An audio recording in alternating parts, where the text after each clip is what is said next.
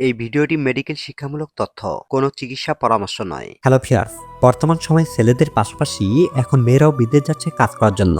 আর বিদেশ যেতে হলে প্রত্যেকটা মেয়েকেই মেডিকেল টেস্ট করাতে হয়। তবে বিদেশ যেতে হলে মেয়েদেরকে কিভাবে মেডিকেল টেস্ট করানো হয় এবং তাদের সাথে কি কি করা হয় সেটি জানতে পারবেন আমাদের আজকের এই ভিডিওতে। তো ভিডিওটি শুরু করার পূর্বে যারা এখনো আমাদের চ্যানেলটিকে সাবস্ক্রাইব করেননি তারা চ্যানেলটি সাবস্ক্রাইব করে পাশে থাকা বেল বাটনটি বাজিয়ে দিন। ধন্যবাদ।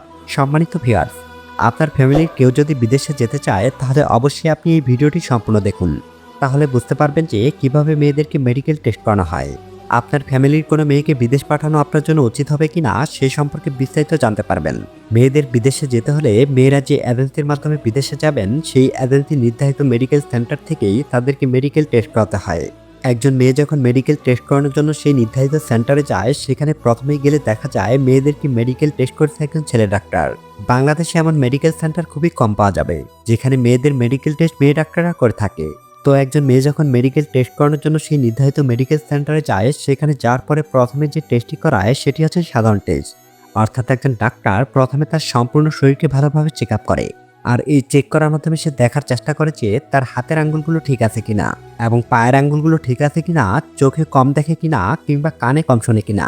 এছাড়াও তার শরীরে এমন কোনো জায়গায় এমন কোনো ক্ষত আছে কিনা যেটির মাধ্যমে সে বিদেশ যাওয়ার পরে সে কাজ করতে ব্যর্থ হবে বা কাজ করতে পারবে না। আর এই টেস্টগুলো যদি কোনো মেয়েকে মেয়ে ডাক্তার করে তাহলে তো কোনো সমস্যা নেই, কিন্তু এই টেস্টগুলো যদি কোনো মেয়েকে কোনো ছেলে ডাক্তার করে সেক্ষেত্রে অনেক সময় অনেক ছেলে ডাক্তারের নামে এমন রিপোর্ট এসেছে যে ওই ডাক্তার টেস্ট করার অজুহাতে মেয়েদের বিভিন্ন স্থানে হাত দেওয়ার মতো ন্যাক্কার জন্য কাজ করে থাকে। এরপর যে টেস্টটি বা পরীক্ষাটি করা হয় সেটি হচ্ছে ওই মেয়েটির রক্ত ভালোভাবে পরীক্ষা করা হয় এবং রক্ত পরীক্ষা করে দেখা হয় যে ওর ভেতরে এইচআইভি অর্থাৎ এইচআইভি ভাইরাস পজিটিভ কিনা। যদি কোনো মেয়ের ভিতরে এই রোগ থেকে থাকে তাহলে সে বিদেশ যেতে পারবে না, ওখানেই সে আনফিট হিসাবে গণ্য হবে। তারপরে যে টেস্টটি করায় সেটি হচ্ছে বুকের এক্সরে এবং বুকের এক্সরে করে দেখা হয় যে তার ভিতরে শ্বাসকষ্ট আছে কিনা বা তার বুকের ভিতরে কফ জমে আছে কিনা কিংবা তার বুকের ভিতরে এমন কোনো রোগ আছে কিনা যেটার মাধ্যমে সে বিদেশে যাওয়ার পরে কাজ করতে পারবে না বা কাজ করতে ব্যর্থ হবে। তারপর যে পরীক্ষাটি করা হয় সেটি হচ্ছে ইউরিন অর্থাৎ প্রস্রাব পরীক্ষা এবং দেখা হয় যে ওই মেয়েটির ভেতরে কোনো যৌনবাহিত রোগ আছে কিনা কিংবা ওই মেয়েটির ভেতরে এমন কোনো ভাইরাস আছে কিনা যে ভাইরাসটির মাধ্যমে অন্য কোনো ছেলে ওই মেয়েটির সংস্পর্শে আসলে সেও আক্রান্ত হতে পারে। যদি এমন কোনো ভাইরাস আপনার ভেতরে থেকে থাকে তাহলে আপনি বিদেশ যেতে পারবেন না। এছাড়াও মেয়েদের বিদেশ যাওয়ার ক্ষেত্রে সব থেকে বেশি যে টেস্টটি করা হয় সেটি হচ্ছে কোনো মেয়ে যদি গর্ভবতী হয় তাহলে সে যতদিন না পর্যন্ত বাচ্চা প্রসব করবে ততদিন পর্যন্ত সে বিদেশ যেতে পারবে না। তবে বাচ্চা প্রসব করার পরে যখন সে সম্পূর্ণভাবে সুস্থ হয়ে যাবে তখন সে বিদেশে যেতে পারবে।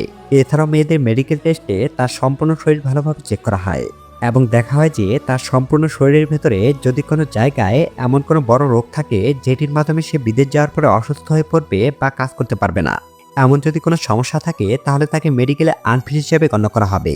অর্থাৎ বিদেশ যেতে হলে একজন মেয়েকে সম্পূর্ণভাবে সুস্থ হতে হবে, তাহলেই কেবল সে বিদেশে যেতে পারবে।